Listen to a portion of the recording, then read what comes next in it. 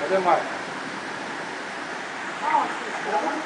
Lá do outro lado, a moto caiu na correnteza. Ela tá caída lá atrás daquilo ali. Atrás da outra, então, eu vi que a carne tá fria ali, né? Já tá embaixo da água. Aquele carro ali tá atravessado.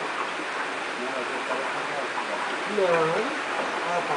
Ah, entendi. Gente, É, ali, tá. olha aqui a água aqui onde tá. Nossa, olha o tanto de água aqui, velho.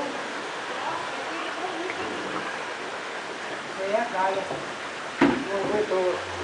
Ali o carro, aquela outra não caiu porque ela tá segurando atrás. É.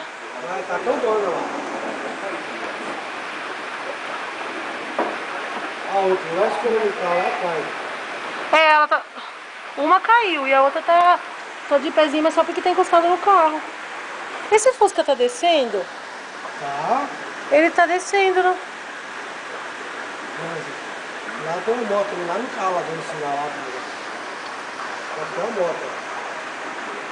Ó. Aonde? É, lá no carro piscando lá. Aham. Até o fiscal elétrico, né? É, disparou o alarme do carro.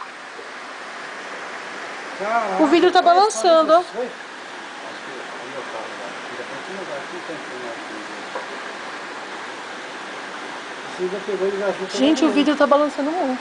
Tá fazendo cuco. É a água.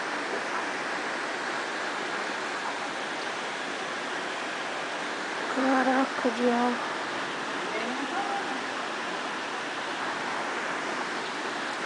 Tá todo contente isso aqui. Mas aí é a